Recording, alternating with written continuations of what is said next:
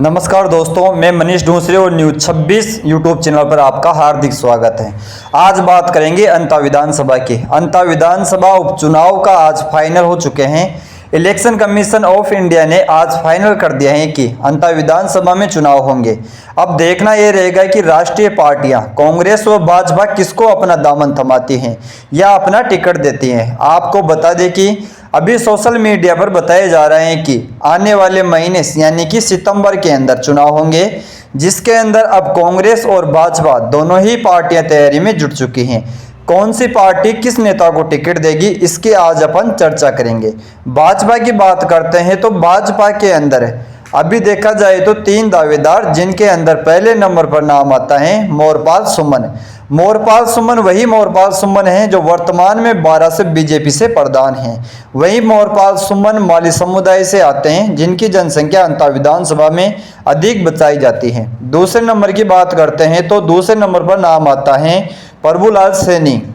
ये वही प्रभुलाल सैनी है जो बीजेपी के टिकट से 2013 के अंदर विधायक भी रह चुके हैं। और प्रभुलाल सैनी जब 2013 से 18 में वसुंधरा राजे मुख्यमंत्री थी, उस टाइम प्रभुलाल सैनी कृषि मंत्री भी रह चुके हैं। इस लिस्ट में अब तीसरे नाम की बात करते हैं तो वह तीसरा नाम आता है महिला उम्मीदवार भगवती बाई का। भगवती बाई मीणा सदस्यता रद्द होने वाले विधायक कंवरलाल मीणा की पत्नी है। आपको बता दें कि भगवती बाई मीणा के पति कंवरलाल मीणा वसुंधरा राजे के करीबी माने जाते हैं। कंवरलाल मीणा को जेल जाने के बाद अब बीजेपी भगवती बाई मीणा को भी मैदान में उतार सकती हैं। अब वही बात कर लेते हैं कांग्रेस पार्टी की। तो कांग्रेस पार्टी से कौन कौन से उम्मीदवार हैं जो अभी अंता विधानसभा में चुनाव लड़ने के लिए तैयार हैं। तीसरे नंबर की अपन सबसे पहले बात करते हैं तो तीसरे नंबर पर नाम आता है प्रियंका नंदवाल। प्रियंका नंदवाल वही वर्तमान में कांग्रेस महिला अध्यक्ष हैं और वही प्रियंका नंदवाल कांग्रेस की वोटों से या 12 के अंदर अच्छी खासी पकड़ बताई जाती हैं, जिसके चलते कांग्रेस महिला उम्मीदवार के तौर पर प्रियंका नंदवाल को भी टिकट दे सकती हैं। वही दूसरे नाम की बात करते हैं तो दूसरे नंबर पर आते हैं प्रमोद जैन भैया, जिन पर वर्तमान में भ्रष्टाचार के कई आरोप भी लगाए जाते हैं, जिनको भी कांग्रेस अपना उम्मीदवार बना सकती हैं। पहले नंबर की बात करते हैं तो फर्स्ट नंबर पर नाम आता है नरेश मीणा का। नरेश मीणा वही नरेश मीणा है जो एसडीएम अमित चौधरी थप्पड़कांड मामले में अति चर्चा में आए थे। अब देखना यह होगा कि कांग्रेस पार्टी किसको टिकट देती है, नरेश मीणा या फिर प्रमोद जैन भैया।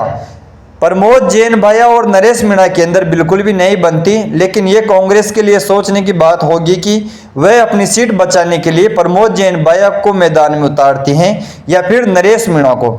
नरेश मीणा अभी के समय में युवाओं के लिए एक उभरते हुए चेहरे या युवा नेता कह सकते हैं। अब देखना यह होगा कि कांग्रेस किस कैंडिडेट को मैदान में उतारती हैं।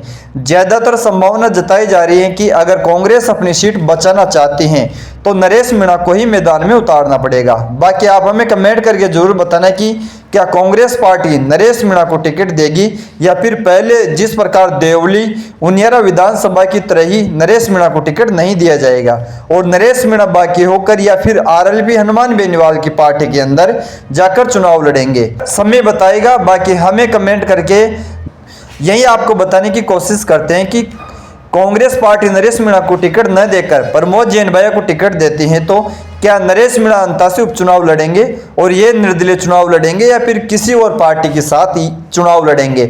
आपको बता दें कि जिस प्रकार नरेश मीणा एसडीएम अमित चौधरी के थप्पड़ में देखे अति चर्चा में आए थे, ये वही नरेश मीणा है जब विधानसभा में चुनाव हुए थे तो उस टाइम कांग्रेस से टिकट लेने के लिए जोरों शोरों से अड़े थे, लेकिन कांग्रेस पार्टी ने नरेश मीणा पर विश्वास न जताकर किसी और पे विश्वास जताकर उनको टिकट दे दिया था और नरेश मीणा को टिकट नहीं दिया गया था। फिर नरेश मीणा ने बागी होकर यही यूं कहे कि निर्दलीय ही चुनाव लड़ने का साहस दिखाया। आपको बता दें कि चुनावों से पहले नरेश मीणा हनुमान बेनीवाल के पास भी गए और हनुमान बेनीवाल से सपोर्ट देने के लिए कहा था कि आप आरएलपी से टिकट दीजिए और वहां पे मेरे को चुनाव लड़िए, लेकिन हनुमान बेनीवाल ने साफ तौर पर कहा था कि मैं आपको आरएलपी से टिकट नहीं दे सकता, बाकी मेरी जितनी भी टीम है वो आपके साथ चुनाव में है। और वही हनुमान बेनीवाल ने यह भी कहा था कि अगर नरेश मीणा को मैं टिकट दे देता हूं तो क्या पता क्या हो सकता है। नरेश मीणा के साथ में हनुमान बेनीवाल ने कहा था कि आप बेफिक्र होकर निर्दलीय चुनाव लड़िए, कांग्रेस पार्टी से हटिए और मेरे साथ अगर भविष्य में जरूरत पड़ी तो आप आना, बाकी अभी आप निर्दलीय ही चुनाव लड़ना। अब देखना ये होगा कि क्या कांग्रेस पार्टी फिर से नरेश मीणा के ऊपर विश्वास जताती है या फिर पहले की तरह ही टिकट से काटती हैं। क्या नरेश मीणा को अगर इस बार भी कांग्रेस ने टिकट नहीं दिया तो नरेश मीणा अकेले मैदान में उम्मीदवार रहेंगे या फिर आरएलपी से गठबंधन करके या आरएलपी की सीट पे वहां पे चुनाव लड़ेंगे।